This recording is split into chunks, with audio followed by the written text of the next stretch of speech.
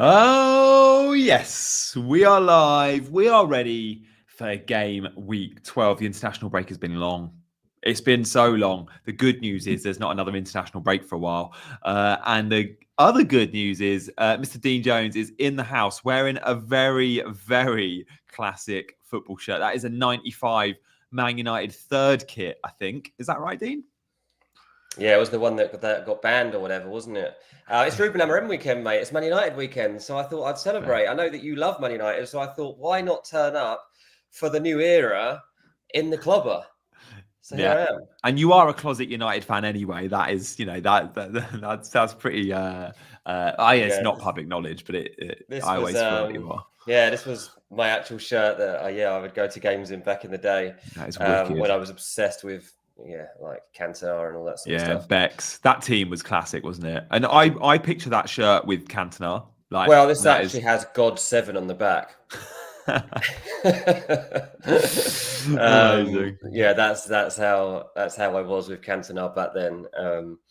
There was like a trend at the time that everyone at United games would just get God 7 on the back of their shirts. So yeah, this has that. So these days it's probably a bit more weird than it was back then. So I don't know if I'd walk around the streets in it necessarily. But yeah, hi mate. Yeah, good to see you. We got loads to get through tonight. Like it's been a very long international break. It certainly feels like that, but it's also a huge tipping point in the FPL season because we're about to go into 9 game weeks in 6 weeks. Like that's huge. We've only had 11 game weeks so far, and it's been over 2.5, 3 months. So it's a proper intense period for FPL. The good news is if you've got off to a bit of a shaky start, this is the time you start making the gains. And this is the time where the engaged managers hopefully come into their own and you just get extra points by being engaged. And some of your more casual mates might forget deadlines. We've got 2 or 3 midweek rounds in November, December. So again, that always catches people out. So stick with us on this YouTube channel and we'll talk you through it. But yeah, it's definitely the time to be engaged. The big question for many, Dean, will be Haaland, Salah, or both? Where are you at on that debate? It's so weird seeing myself in this show. I haven't won it for like 30 years. Well, I haven't got Haaland, so I'm stuck. Obviously, I'm a bit fearful of a City bounce back from Pep signing his new contract. The last time Pep signed a new contract, though, Man City played against Tottenham next game and lost. So, can I steal that and put that in as a Blue Sky post? Because that is amazing. Is that that's accurate? Is it? I mean, I've been told it a couple of times by people. You need to check that because I've not written that. But it was from someone. It was from Man City people so I assume that is right. But yeah, you can check that for now. People want me to put my collar up on this. Yeah, it's hard to do with the button up, but there you go. What am I doing here? Anyway, I did it when Ronaldo joined. I wore my Ronaldo Man United AIG shirt, and it's a bit different because I'm a very public Chelsea fan. You're more neutral. Plus, Fulham isn't a direct rival with United. Not offended, yeah, because it's the amount of hate I got was obscene. Genuinely, I had people I had a lot of hate. I couldn't believe it. You're not going to get hate for this, and rightly so. I was like, dude, I've captained Ronaldo. It's his big homecoming. And do you remember? I think he was against Newcastle at home. He scored a couple of goals, but it's I couldn't believe the hate. Yeah, I know. Mark says, can't believe Dean took that shirt to America with him. It's funny because obviously when we moved, we had to clear out our house. And I was going through the loft and I found this bag of stuff that was from when I was a kid. And there was some classic stuff in there. Some of it would genuinely be worth a lot of money, I'm sure. Old tracksuit tops and stuff, which people, pay loads of money for now, the old retro. Yeah. Most of it doesn't fit me, but there's a couple of things, when you're a teenager and you buy everything just way too big for you. So this shirt still barely fits me, to be honest. I'd still probably go for a size down on this. That'd be 200 quid on classic football shirts, that shirt. Maybe 250. Yeah, especially with the old God 7 on the back, mate. But anyway, Haaland, Salah. I've got to go all in on Salah. I'm going to captain Salah. But anyway, look, surely Liverpool absolutely smashed Southampton this weekend. I mean, I'm talking 3 or 4-0 here. I mean, Salah's even had the bloody break as well. It's literally written. It's So, perfect. Also, there's that. weak down that left side of theirs. Like they concede a ton of chances down their left, which is Salah's side as well. Like, So that's where I'm at, mate. Obviously, made the big decision to. I've got to take this collar down. It's really annoying. To get rid of Haaland, which I still can't really believe I did. a lot have done that. Big man's done it too. And that's why it doesn't feel that bad anymore. Like in my mini league with my mates is the biggest fear because like they're all casuals, but they've all just kept Haaland. Because the casuals have kept him about it. Yeah, so they'll all have like captain Haaland for this weekend.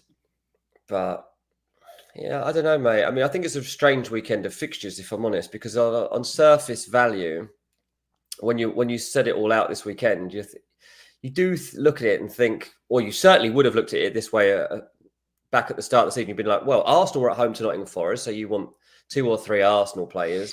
You would have looked at Man United going to Ipswich as a potential one to target as well. Liverpool going to Southampton, you would definitely have targeted as well. And you wouldn't have been worried about Man City playing Tottenham at home. So you'd be, the traditional top clubs all look good there. Plus Chelsea also playing Leicester away. Like you should be banking on all those teams to go and do the business this weekend. But like, I'm a little bit skeptical about United going to Ipswich purely because it's Kieran McKenna. I think that McKenna knows more about Man United than almost any other manager out there and might be able to come up with a way to combat that team. Liverpool, I fully trust. Man City, I do not fully trust. Arsenal, I do not fully trust. And Chelsea, I probably have the second amount of trust in. Yeah, I hear that. I get it. Big news from today's press conferences, for me as a Haaland owner, was that Van der Ven and Romero aren't available. Like, I look at that and go, oh, are you playing against Dragerson and Ben Davies at centre-back, Erling Haaland? Because if you so, that is a much better fixture. Like I said all week, I'm going to captain Haaland if Spurs have got injuries at centre-back. Because I could captain Cole Palmer or Bruno or whoever. I've got other options. Obviously, I don't own Salah. And that news was big for me today in the press conferences. Like, how do you rate Haaland with De Bruyne back? I saw your video on members only on this channel on Chasing Green Arrows. And I like the idea of building into that. Man City just need to put some wrongs right now. And they're going to start to click. Yeah. I mean, this is the thing, right? Pep knows he has players coming back now. This is why he's cautious about doing too much in January, because his feeling is that at full strength, his team still wins the league. Yeah. This weekend, De Bruyne and Doku back in the mix for starts, potentially. We'll have to wait to see whether they actually do start, but they're both in the mix to start. Stones, Akanji, Ake, all coming back into the mix again. I'm not 100% sure they're all ready. I think one of them is. So City are getting back to a much better place. Surely they don't lose 5 in a row. So like, there's that. And Tottenham obviously having that weakness just at the heart there is interesting. Obviously Tottenham coming into it too on the back of a defeat to Ipswich. And so you look at the way that Ipswich played against Tottenham, and it was a mixture. Like there was one side of Ipswich that was high pressing and intense, but then they would also knew when they had to sit back and just show the respect that Tottenham deserved because they were going to come at them. But then they would play from deep and they create chances that way, and they got a goal that way as well. So this is going to be an interesting affair, and to see how these two go at each other. But you would imagine that Haaland is very much looking forward to the opportunity to face this team with their second strength centre-back partnership, basically, maybe even third strength. yeah. It's when you look at Dragerson and Ben Davies, you're like, oh, okay. Also pointed out in the chat, if we're talking injuries, I think Freddie, who's a Southampton fan, I can't see his comment. Yeah, he said we've lost Ramsdale and Bednarek. Again, for most Salah owners, very good. Like Ramsdale's been good, hasn't he, this year? I think. No, he's been really good. Yeah, he has been good. So that is significant, and yeah, I mean, it's helpful for us Salah owners who haven't got Haaland. That is just like a guarantee for the armband now. Salah will score twice this weekend, so that's great news. That's points in the bank that I'm happy to take. And outside of those two, you probably are looking at, if I was to go outside those two, I'd probably go Cole Palmer this weekend. Yeah. That'd probably be my choice. But yeah, I just think it's going to be a really interesting weekend of games because I don't think they're all going to pan out anything like we would imagine on paper. It's been such a weird season and so unpredictable. And I'm excited that we're coming back, but I'm also a little bit skeptical over there not being any upsets. When I look at the 10, guys, let us know in the chat. Give us the team or the fixture you think will be the biggest upset this week. Do you see, I don't know, Palace going to Villa and winning? Do you think Forest could get something at Arsenal? Could Leicester beat Chelsea? Could Southampton do it against Liverpool? I don't think anyone's going to go for that. Or Ipswich do it for Man United? I don't think so. My big prediction, if I'm going really against the obvious, I think Forest could go to Arsenal and cause them problems just because they went to Liverpool at Anfield this season and they won 1-0. And in that game, it was full of Liverpool attack wave after wave. But if one team is very good at parking the bus so far that we've seen this season, Forest can do it. And we know Nuno as a manager can do it. And I just wonder if they don't concede in the first half, I think they could go and nick a result or even nick a draw. That should still be a shock. It's just if they concede early, of course, it could be curtains. But if they can keep Arsenal out for 45 minutes, they've got a real chance. Mate, Arsenal do not like it when teams come and sit deep. They don't like it. They struggle, don't they? They really do. It's not their game, yeah. So Forest will do that and they'll hit them on the break. And they've learnt how to do that very effectively. Elanga, Hudson-Odoi, Gibbs-White. They're built for it, and then Wood's waiting to knock it in. Yeah. They are built for a game like this at the moment, and they do compete with the big teams. Saka, if he plays, he won't even get any space to play. They will lock him up.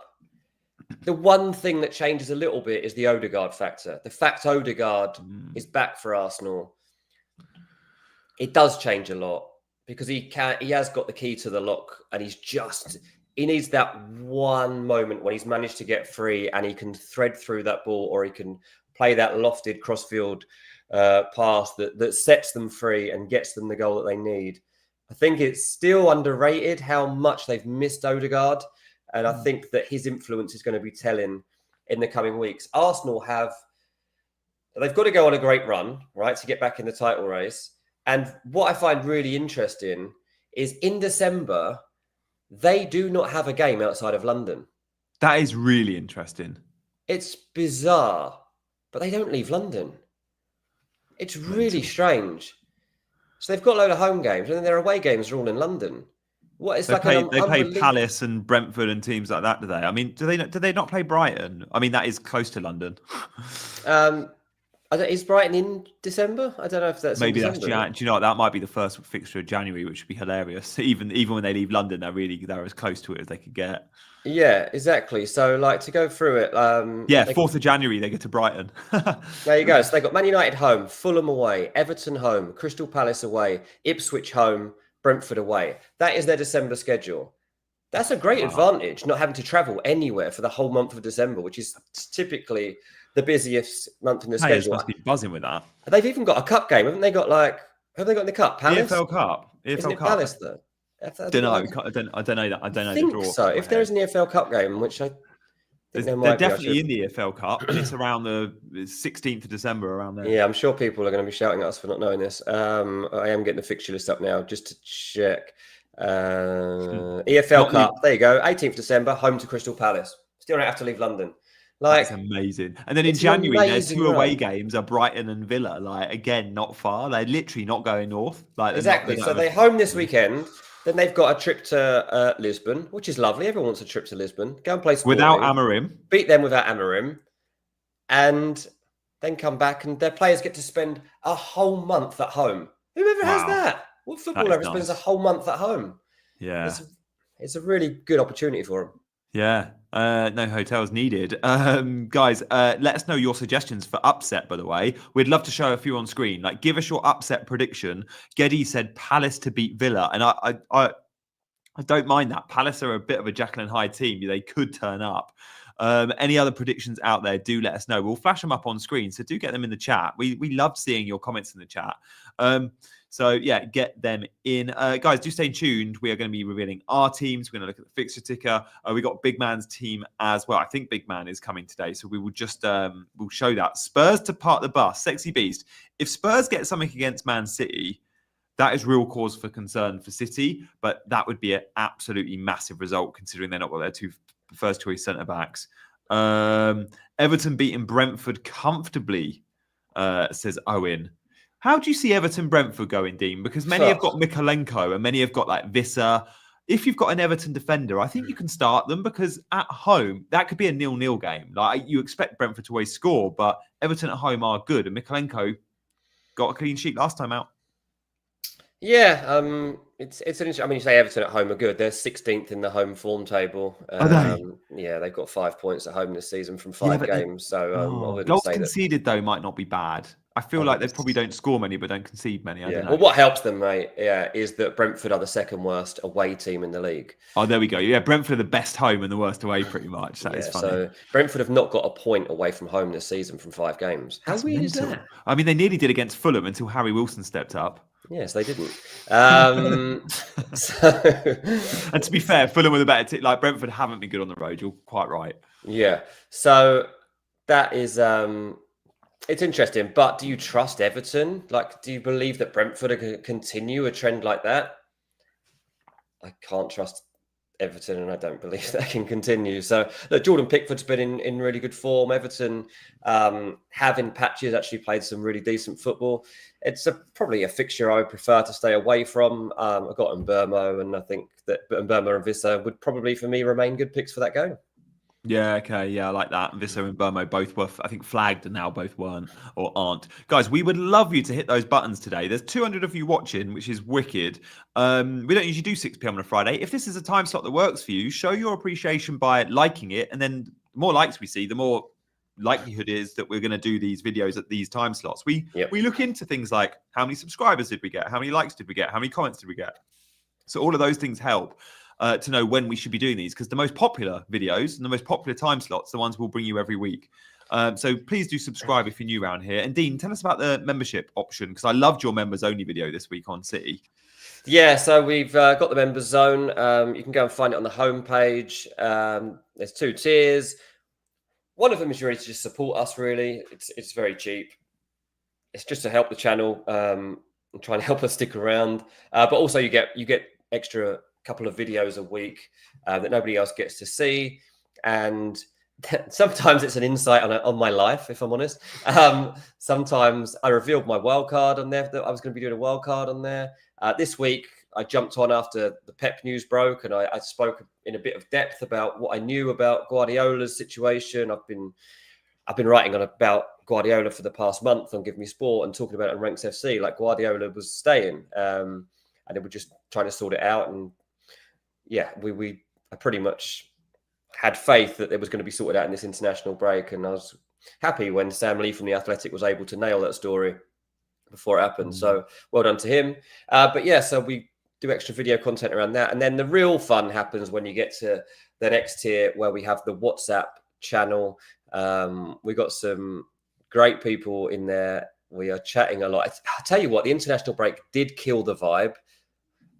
Which was very annoying, because we've been having some good chats in there, and everybody in the world lost their love for football in the past 2 weeks.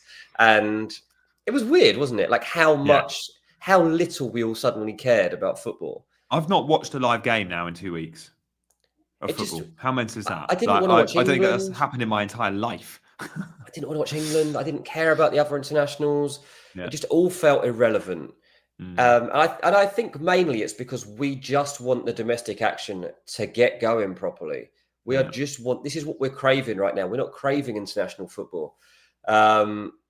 So yeah, the WhatsApp's about to kick off again today. I've noticed a few of the people were posting a lot yesterday about team dilemmas, and everybody helps each other. We got a couple of them are like, I think one of them's like 20,000 ranked or something at the moment. Like most of them are doing better than me. We've got a little mini league running too.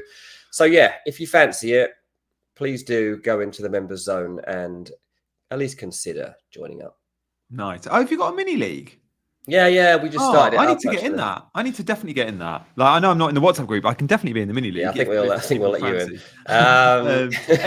in. Question from Eddie. I wouldn't take the hit, Eddie, but thank you. Appreciate your question.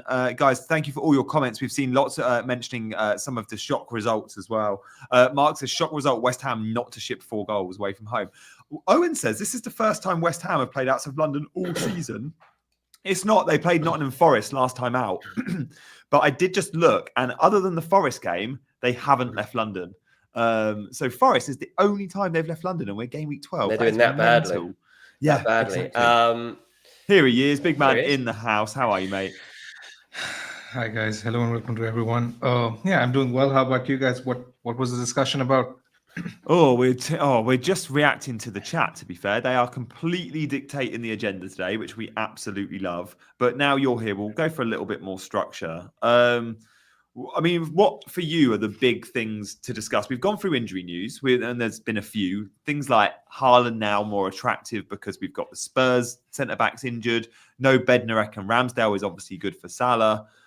Any other big news today you want to touch on other than those 2 little bits just mentioned? Saka, I guess. Saka was one a lot of people were considering in their teams, and apparently he's back in partial training and he's going to have a late fitness test tomorrow, which is not exactly of any help to us. But I guess what that sort of tells us is that he's someone who who's basically not a buy this week, and he's not someone who can be relied upon. I was actually looking to buy him in the weeks to come, but these kind of injuries are a bit concerning. What are your thoughts? These niggles that he has every now and then. It's not even every now and then, is it? It's every week. It does feel like that this season. And at the end of last season too, to be fair. Yeah, exactly. And possibly in the Euros. I mean, obviously he's targeted, so he gets kicked extra and all these sorts of things. But that's not necessarily the reason he's normally injured, is it? It's not like impact injuries. It's just like little tweaks here and there. But he never has a lengthy layoff. He barely misses a game still. And you always just assume he's going to play. But yeah, at some point, like it's particularly with the schedule, the way it's been for him, you do wonder about what's coming up.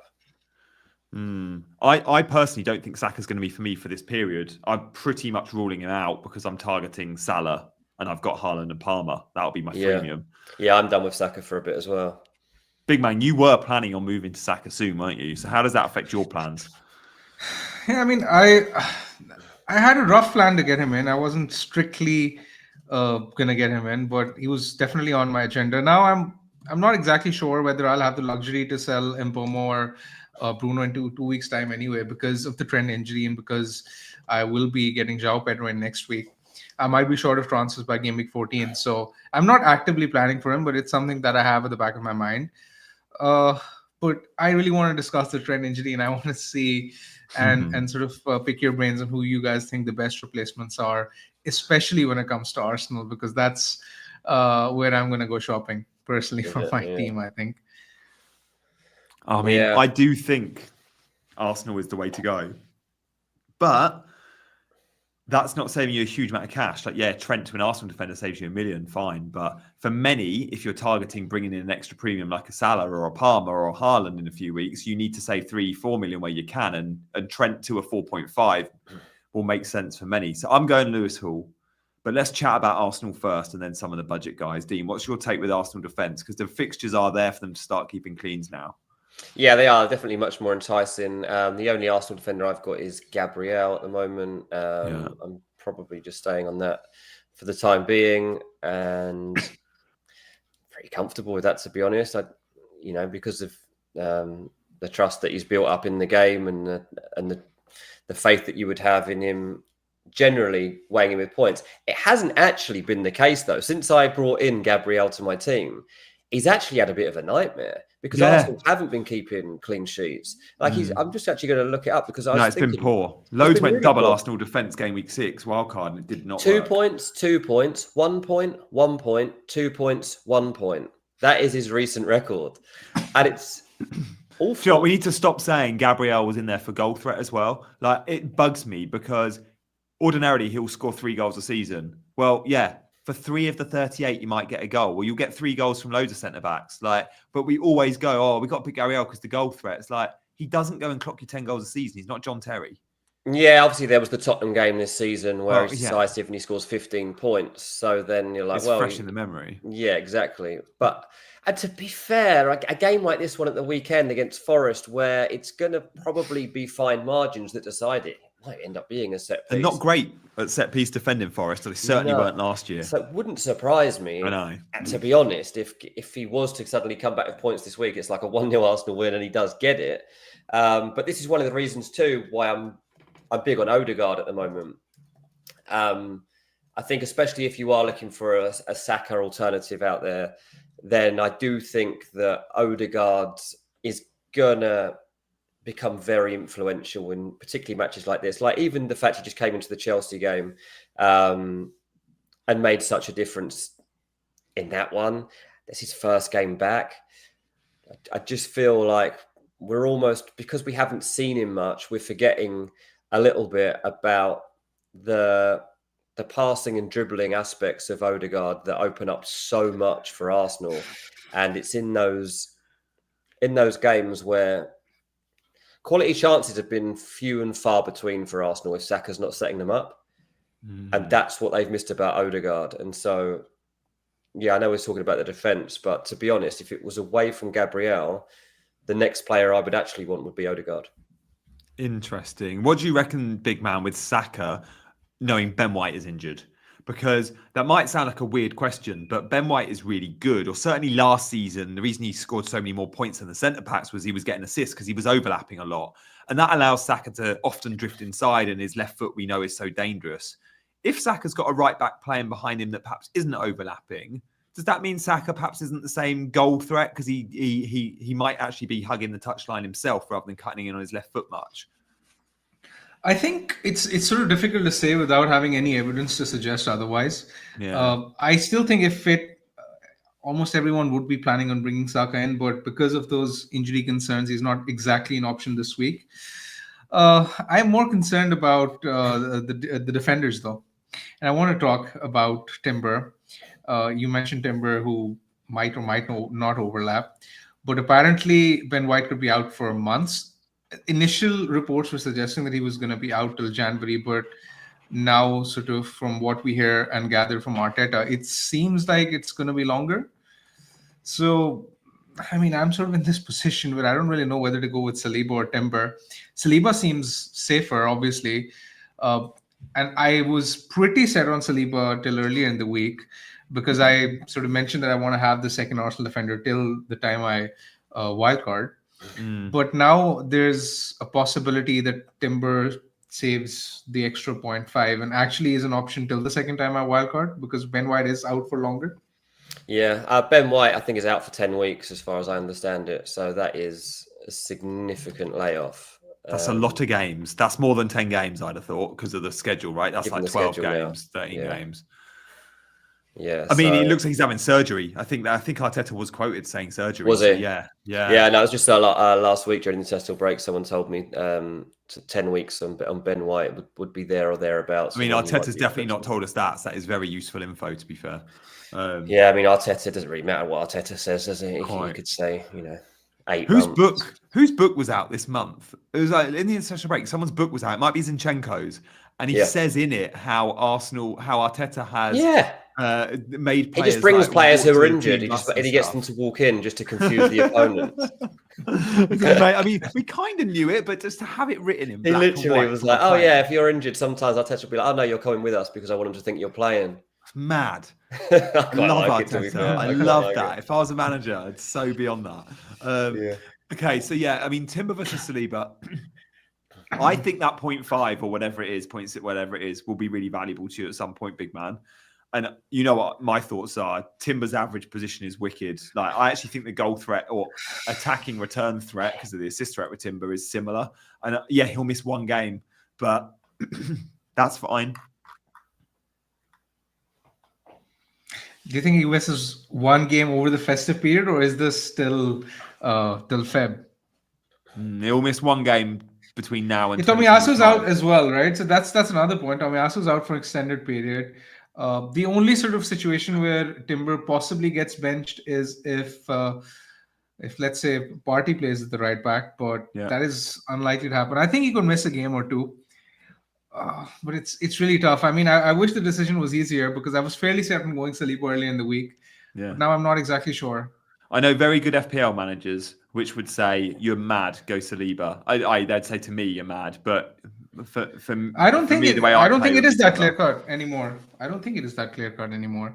I think there's cases to be made either way. Yeah, I actually agree with Big Man on that one. Yeah, I think that's probably fair. Yeah. I must admit, I haven't really surprised by how comfortable Timber is in attacking positions. I haven't watched a huge amount of him, but I'd seen him play like for Holland and stuff in a back three. I knew he could play at fullback, but going forward, he's really good. Like I'm seeing some of his average positions, and I'm like, whoa! Like you are very. Like Arteta's very comfortable asking you to have quite an attacking role in this team. But you know the Dutchies can always play, can't they? So let's move on away from Arsenal. Captaincy, we'll do a poll. I'm keen to know who your captain in this game week. We'll give Salah, Haaland, Palmer, and other as an option. I'm guessing we're going to have 60-70% of you on Salah. And if you own Salah, you'll be captaining him. Big Man, what do we expect the effective ownership to be this week on Haaland and Salah? Because Haaland's going to be as low as he's been all season, and Salah's going to be ridiculously high.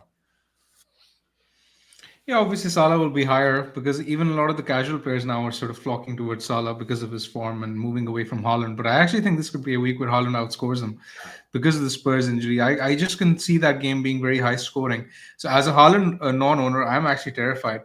And we were having this discussion early in the week where I was sort of encouraging you to go with Haaland as captain because you don't have Salah. And I asked you to sort of maximize the effective ownership. I think with the injury updates today, I think you'd be more confident in going with Haaland, Gianni. No? Yeah, 100%. I said all week, like, if Spurs have got the centre-backs injured, I can't believe, by the way, everyone in the chat thinks Timber's a minutes risk. Guys, he's not. Partey's not a right-back. Timber's going to start every football match he's fit, especially in the absence of Ben White. But forget Ben White for a minute. Timber's been starting when fit all season anyway. Timber's not a minute. The amount of minutes risks chat we have over players that are not minutes risks. You guys tell me all the time, like when, I don't know, Kai Havertz or Foden have been minutes risks. Foden has been minute risk in the past, but there's also been times he's been absolutely first name on the team sheet last season. And I was still getting every bloody comment on every video. Foden's a minutes risk. These players are not all minutes risks. What is wrong? Like you can't pick Salah, Bruno, Haaland. You can't find 15 of them. You have to pick some players that might miss a game. I can't. And I love Ofcore. He's one of my channel members in the chat. And Ofcore, this isn't just for you. This is to, you are saying what so many say. But I can't tell you guys how you have to sometimes consider players that might miss one game in 10. That's not a rotation risk. That's not a minutes risk. That's just a little bit of rotation that 99% of players get unless your name is Bruno, Haaland or Salah. Or a centre-back. It seems like that's been on your mind, right? Honestly, the minutes risk chat. I need more examples. I've not come with this loaded, but I can tell you so many players that I get told a minutes risk. At the start of the season, I shouldn't have picked Matt Sells. Matt Sells is a minutes risk. Tell me who else plays in goal for Nottingham Forest if Matt Sells is a minutes risk. He's rubbish, I agree with you, but he's not a minutes risk. Sorry, guys. I liked it. That's my favourite part. Yeah, I love the rant. I think the producer should clip this and post it on our socials. The rant was beautiful. Oh my god, that's what FPL is all about, mate. Where were you? Rico Lewis is a minutes risk. I'll give you that, Lee. He actually might not be anymore because Kovacic is injured. That's a good point. Rico is starting this weekend, right? Now Kovacic is out. Surely. Well, he'll move Mateus Nunes inside though, won't he? If Doku's back. You back, reckon Doku or Grealish on the left? Doku will come back, I think, onto the left side of it. From what I understand from speaking to someone the other day, he seemed very confident that Doku was ready for long minutes. So it wouldn't surprise me if they've got another injury in the middle that Nunes is supposed to be playing there, right? That's what he was signed to play in midfield. He's not a left winger. True. Yeah. So surely the sensible thing is to get him back in there and put Doku out wide because they've missed that threat out wide anyway, and try and take control back that way. That's what I would personally expect anyway. Yeah, I hear that. I'd like to see that. Guys, I'm not going to keep going on about this, but I'm buying Lewis Hall this week, and all I've heard is he's a minutes risk. I've heard he's not playing, actually. Thanks. I'd actually listen to you, but like Lewis Hall, like I've had Lewis Hall is a minute's risk because Dan Burn and Lloyd Kelly can play left back. Yeah, they can, but they're not going to. Yeah, he'll miss one game in December. Lewis Hall, that's fine. So will a lot of players. I've also heard Trippier's back in training now, and he might play right back, which means Livramento will play left back. No, he won't. If Trippier comes into the team, he plays right back, and Livramento's on the bench. Lewis Hall's just got in the England squad. Livramento hasn't played for England in the international break. Lewis Hall has at left back. Lewis Hall's not a minute's. If you miss one game in 10, you're not a minute's risk. Oh, and Luca Dean, by the way, again, comments in the chat, Luca Dean's a minute's risk. Sure, they signed Maddison to compete. And maybe they signed Maddison to be first choice. They spent a ton of money on him. Luca Dean's the most informed left back in the country right now. Yes, he might miss 1 or 2 games because of Champions League. He's not a big rotation or minutes risk. He just got player of the match for France as they beat Italy. Right. Next. Big man. Talk to me. Yeah, I mean, I see what your point, but it's, I mean, it depends on the kind of manager you are. So for someone like me who's risk averse, I feel personally attacked by what you just said over the past 5 minutes because it seems directed to me, even though I know it isn't. I promise you, it's not been directed to you at all. No, I know. You would pick Lewis Hall.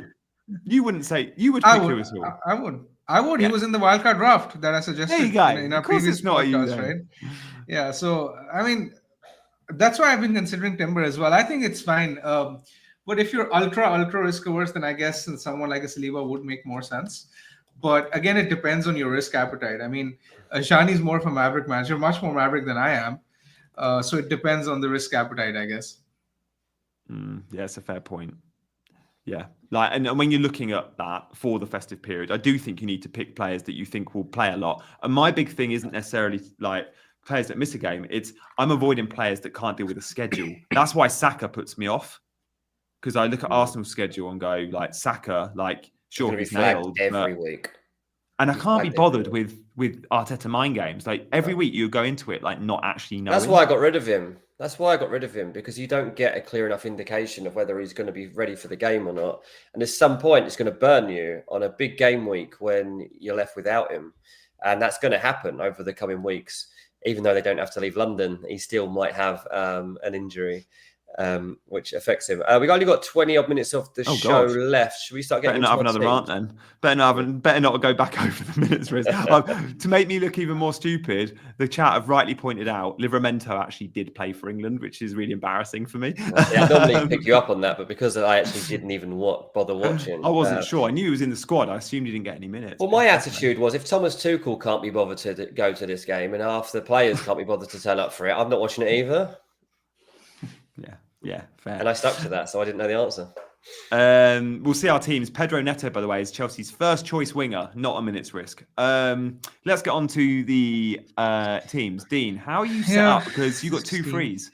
I got 2 frees, yeah. And I've talked to the members. The members area, I've talked about like changing 2 strikers. So I don't know now that I'm going to go through with that. I was thinking of getting out Solanke and Wood. I don't know if you can even see my team at the moment because it's buffering. But I was going to get rid of Solanke and Chris Wood and bring in Isak and Joao Pedro. So I might do that. But then I've started to wonder actually if I want to change that. There's this thing niggling away at me, and obviously it's Man United weekend here on Chasing Green Arrows. So I've already got 2 Man United players in this squad. Bruno Fernandes and Mazraoui, both definitely in my 11 for this week. And I was speaking to someone the other day, and they were like, Amorim loves Diallo. And I was like, does he need to play where? And he was like, we think he's going to be one of the 2 that plays behind the striker, and he's going to get quite a few starts. I was like, really? And this person, like, usually knows their stuff. So I was like, okay, I can't personally see that, like, from the start. But they were like, anyway, wherever he is at being, it would not be a surprise at all. He really trusts him. He likes his work ethic. He thinks he deserves more out this season, blah, blah, blah. And I was like, Diallo's only 4.6.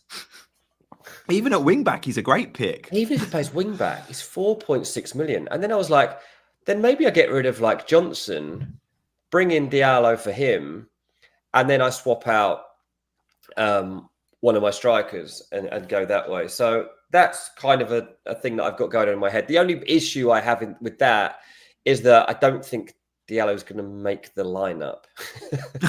I don't think Diallo's going to be in my actual team. I think he'll still be on the bench. So I don't know that it's even worth it. But Big Man was right. I should have gone João Pedro instead of Welbeck in the first place.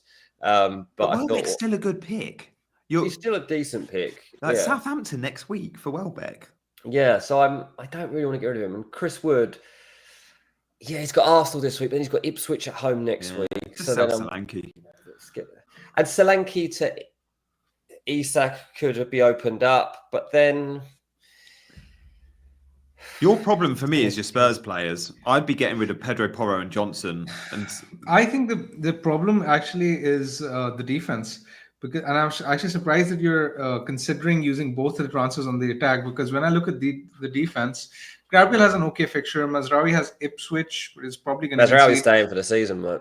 Mazraoui's fine, but Porro has City away. Kirkes has Brighton at home. Kirkes will probably concede. Aina has Arsenal away. So I think I would probably use a transfer and get an Arsenal defender in if I was in that position. I don't know who I would want. I don't know, Don't go Timber. He's a minute's risk. And the second transfer that I'd probably do would to João Pedro. I think I agree with that.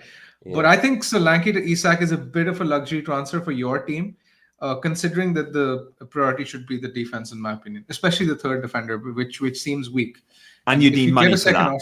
Solanke to Isak, you need money, remember, which Dean's only got 0.2 in the bank. So exactly. But Wood to Pedro would fund it, right? So Wood to Pedro would fund that's one of the things I was doing was Wood to Pedro, yeah. Hey, double Brighton attack would be fun next week versus Southampton at home. Like, if you own João Pedro and Welbeck for that fixture, I can see them combining for a goal or two.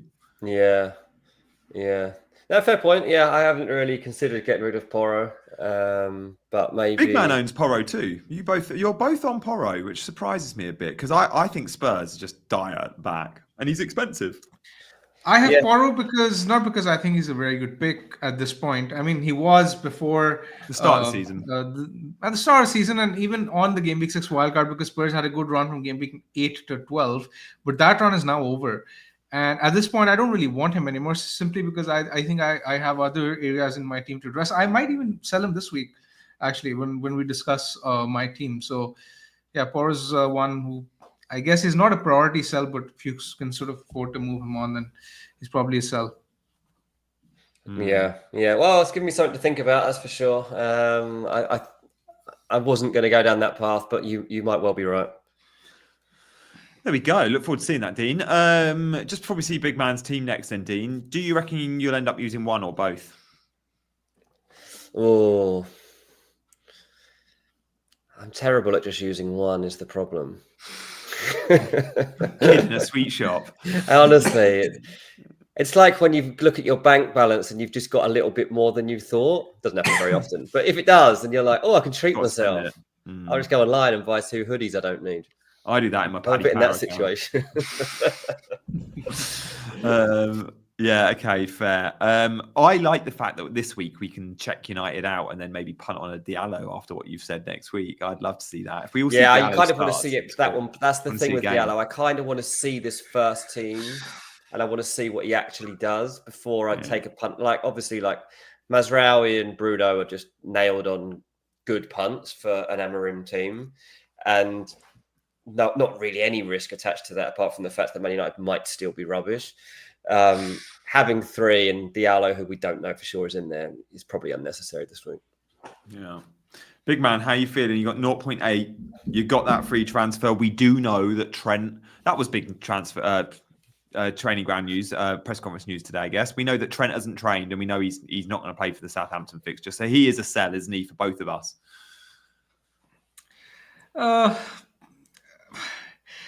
There are a couple of routes I can take. I'm not sure whether he's definitely a sell. I mean, I can afford to hide him on my bench is the point I'm trying to make.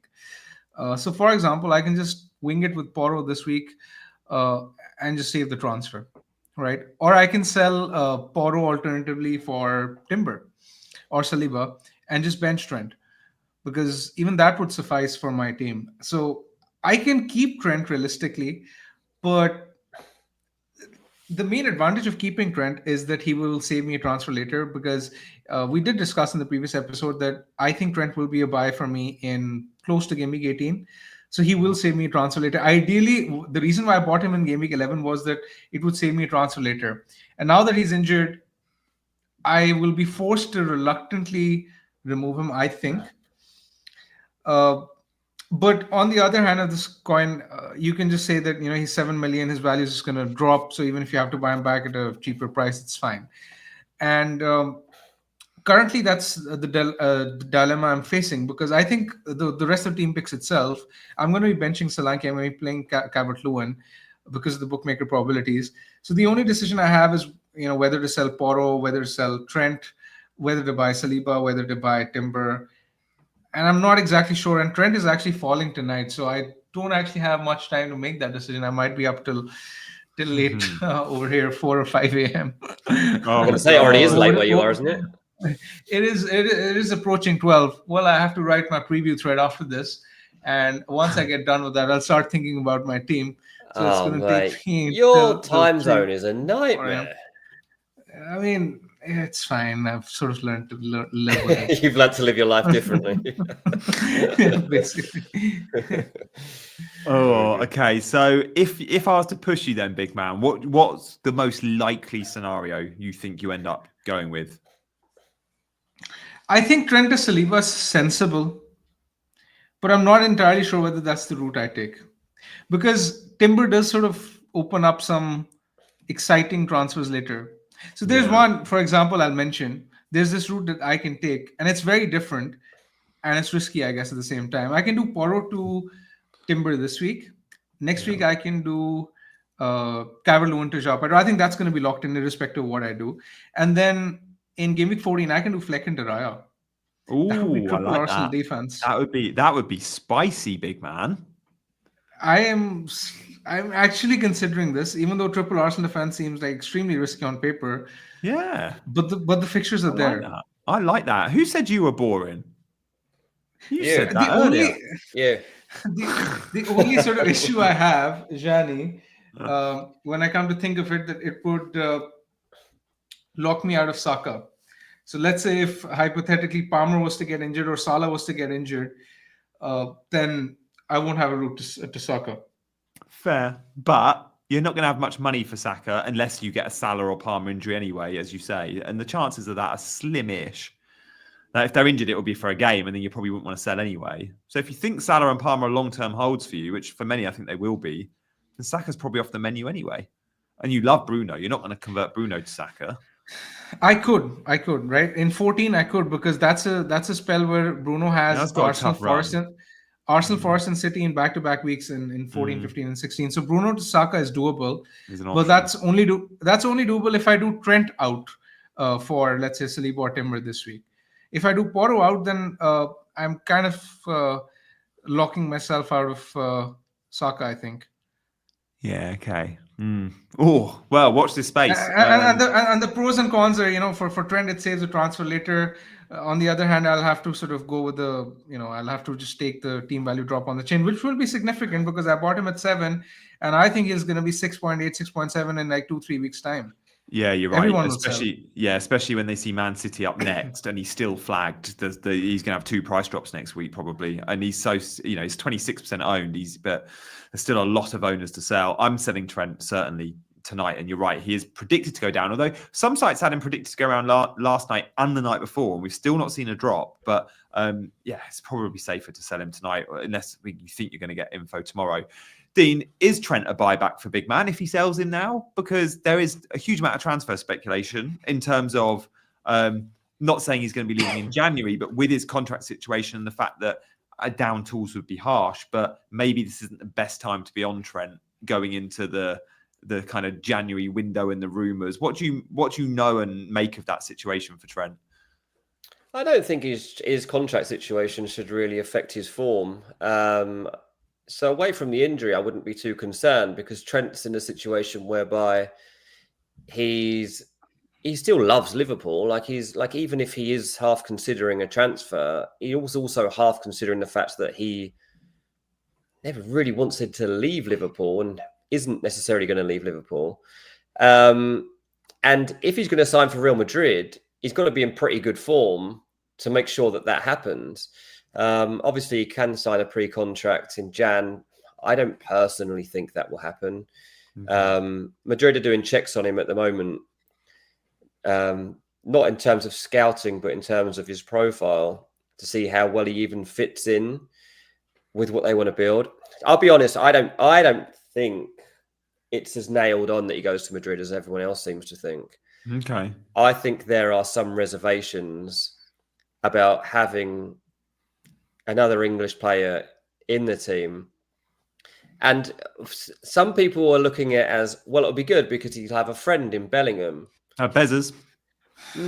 Is that a good thing? Or could Real Madrid potentially be like, do we want them hanging out together all the time? Like, I'm just like kind of speculating here, but I don't think Real Madrid really care if you've got a friend in the team. True. And if they do, I'd say it might be the other way, that they might be, given that English players have got such a bad reputation generally for how they do on foreign shores and for how they can kind of go off the rails in terms of their life or their form or both. Even Beckham had an affair and he was pretty clean cut, before he went to Madrid. We're just very untrustworthy, right? Once we're away from home, we're very untrustworthy. And so, like, they're doing these background checks, and I think it's because they'll be niggling away at them. Like, don't trust these English. He's extremely good footballer, and I do think he would be a nice fit for Madrid, but I don't necessarily think he's the best. I mean, they've been looking at Pedro Porro and others like that as well. Mm-hmm. The difference is obviously that Trent is potentially available for free. That's what they like about Trent the most. You've got a player here who is available for basically no money. And in terms of Trent, yeah, I don't think it affects his form. Yeah, okay, interesting. There we go. Thank you, big man. Look forward to seeing what you do. I reckon you're going to go Trent to Saliba. A few in the chat reckon you should consider Konate.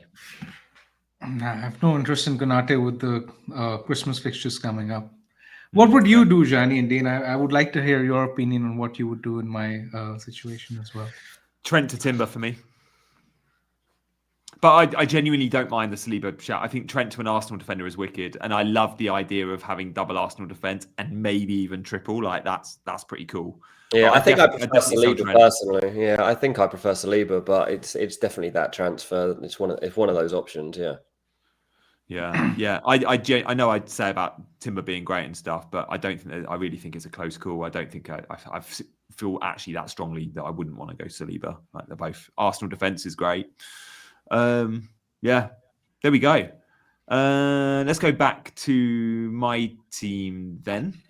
We're not discussing captaincy because these guys have got Salah, so I'm not even asking them on captaincy because I think if you own Salah, you should captain him. I think he's the best shout this week. I've owned Haaland, and therefore I'm going Haaland. Palmer's also great. Bruno could be a rogue captaincy call, but maybe owning him is still pretty cool because he's so differential at the moment.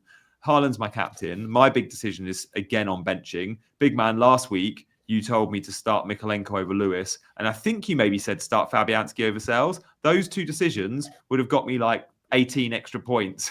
I got like a 0 pointer from Lewis and a 1 pointer from Sales. And then Fabianski got 9 and Mikalenko 7 or something. So I'm asking you both this week. Let's assume Trent is Lewis Hall. Hall has to start. Gabriel has to start. Is it Mikalenko or Rico Lewis? Or do I actually not sell Trent this week and just take the price drop, not buy Lewis Hall? No. I definitely want to sell Trent. Big man, what are you thinking?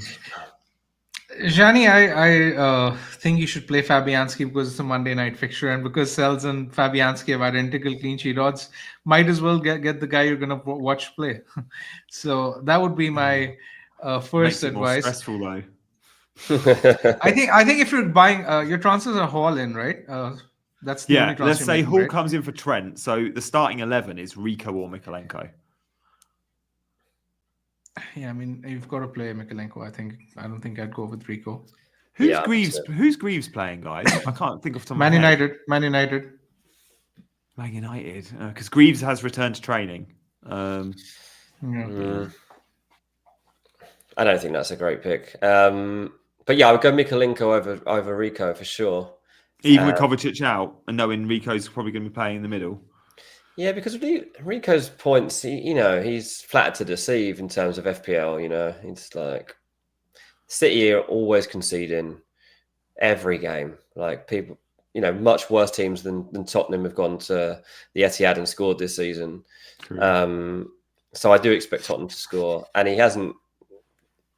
Although he's got the ability to get involved in goals, it actually hasn't materialised. So I think that you've got a better chance, even though Everton are extremely difficult to trust, like we talked about at the start of the show. I'd just give Mikalenko the edge over Lewis on that one. Okay, there we go. I think I'm going to go Sales in goal just because I think if I see an upset this weekend, it's Forest getting a 0-0 versus Arsenal. I think Forest could be the team that has the biggest upset of the weekend. So I've got to back Sales. But Mikalenko Lewis, I'm still 50-50 on. So maybe that'll be a late call. But guys, thank you for all your suggestions in the chat. Big Man Dean, appreciate your thoughts. And Trent is going to be sold. I'll probably kick the buttons after the show, to be fair. Yeah. We'll do some quick fire questions. Should we do alternates? Dean, do you want to start? And then we'll go Dean, Big Man, me.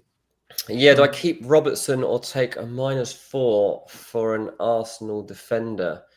Is Robertson start? I've obviously missed. I'm early in my day here. Is there news on Robertson or not? There's not. Then you just keep him. Yeah, just keep him. No. Yeah, I would not take a -4 at that point. Would you play Mikalenko or Aitnouri? I would play Mikalenko, I think. Simply because of the better clean sheet chances. I am fairly certain that Dean will have a good weekend and Fulham will hopefully win against Wolves and Raul Jimenez will be involved. It's not very often that I'm no bias over here. Yeah, I think you're in a good position for that one, mate. Cheers. Trent to Saliba, like Garnacho to Bruno. Yeah, like if you've got 2 frees, don't mind that at all, Brian. 2 starting 11 questions. Start Rico or Aitnouri and start Cunha or Solanke. Rico v Aitnouri is an interesting one. I'd probably go Aitnouri, actually. What's the second one? I've forgotten. It's gone now. Cunha or Solanke. That's a dilemma for me, isn't it? I'm going to say Solanke just because I don't want Cunha to score. Cunha's so good. Start Feist or Porro. I mean, it's much of a muchness. Both are likely going to get 1-pointers. Might as well go with Porro. Might as well get a set piece assist or something. Yeah, in the hope. Yeah, Fast doesn't do it, surely. Derek, start 2 of Aitnouri, Robinson, Van der. Loads of benching dilemmas this week. I'd definitely be starting Robinson of Fulham at home. Aitnouri for goal threat, although Fulham will score. But look, Vandenberg, Brentford can't defend. No. Do you see what Pochettino did with Robinson in the international break? No. Inverted fullback. Anthony Robinson. He actually played quite well. They played Jamaica, but he played all right. But what are you doing? I mean, I was surprised when Poch did that with Cucurella last year and it worked. Anthony Robinson, and he's talking about Robinson with his gas, like having in the middle of the park is wasted. You don't get because they've got like Tim Weir and players like that down the flanks for America. Like they're trying to use that in other ways, and they're trying to get Robinson involved in the middle. So yeah, such a good ball player, is he? I did not know that. Nor did I. Yeah. Hazel said, "Would you do Foden, Solanke to Salad and Pedro for free?" I'd probably go for Salah ahead of him, but yeah, absolutely. I think I would. Yeah. What do you think of a Stupinan? Stupinan is fine, but I think I would rather go with the cheaper Brighton centre backs because they're more nailed for minutes, and I just think they're going to offer more value for cheaper. If I was on wildcard, Isak, João Pedro, and you want a budget forward to go with him, probably Cunha, but you will be selling him after like 5-6 weeks. That's fine. Yeah. Right, that's going to be hard. Let me digest this one. In wildcard, do you prefer Vissa, Canate, Semenyo, or João Pedro, Bruno. I'm just going to say Hall. I like the second one. Yeah, I like the second one. The second one from me as well. Yeah. Would you buy Martinelli? I don't think I would at this point in time with the fixture congestion coming up. Toro, he's not been playing well. I know he scored against Chelsea, but Martinelli's been off it for about 6 months. Free hit this week. Bradley worth a shout. I mean, if you're on free hit, Bradley is going to start. I mean, he could go and play Gomez at right back, but given the fixture, you've got to expect Bradley start. So on free hit, maybe, yeah. Yeah. You like this one, G. Hey, thoughts on 4.5 million defenders between Hall, Colwill, Kirkesdin? Yeah, I've got burned by 4 minutes already. Yeah, I mean, I wouldn't touch Colwill because I don't trust Chelsea's defence at all. He's great, but the players around him sometimes really are not. I still think Hall is the best pick you could make out of those, but if I wasn't picking him, Dean or Kirkes is fine. In a way, I want Hall to be benched this weekend just so I can have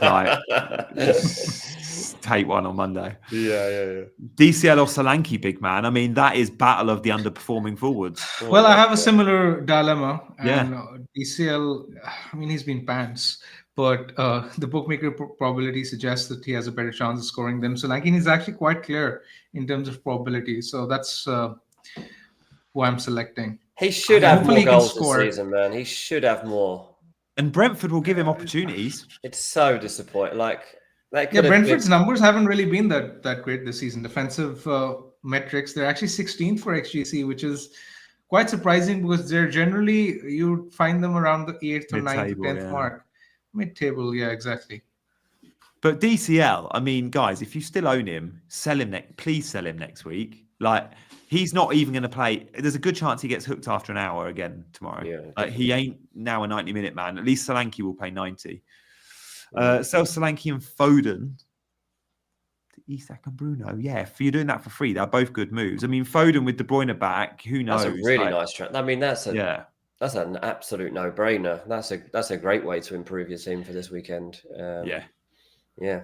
I still, honestly, Isak's the one. I know, it's like you called it a luxury transfer, and I get it. I'm just Isak will do really well, Dean. I think Isak will do really well, but I mean, I just want a good game week. That's all I want. One good game week. Well, how do we feel about West Ham? How do we feel about West Ham? If we say Newcastle, West Ham is a big. Mate, how I feel about West Ham is that Lopetegui is going to get sacked on Monday. That's how. Why did they not sack him during the international break? Because they're trying to figure out what to do and whether to take Edin Terzic or not. That's what they're trying to figure out.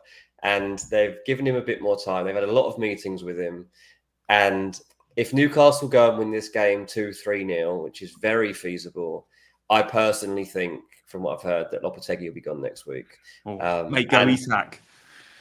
Yeah, exactly. Then again, West Ham have always had that annoying trait of and their fans probably hate it too, of just pulling out what they'll draw 1-1 or something.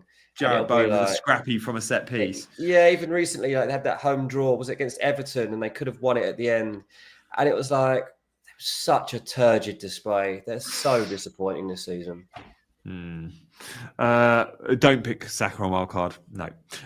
Guys, thank you for watching. We'll be back next week, as always, Monday, Wednesday, Friday. There are loads of reasons to hit that like button on your way out. And there's also loads of reasons, if you're lurking out there, to think about hitting that subscribe button before you leave. If you're just joining, go back and watch the last hour. You'll still be fully involved. But for now, we're going to say our goodbyes. Good luck this game week. Let's hope for once. All I want for Christmas is for Haaland to hit his XG. His expected numbers, and I'll take it. Goodbye, guys. He's exceeded them his whole career, mate. You'll be fine. Let's hope so. See you soon.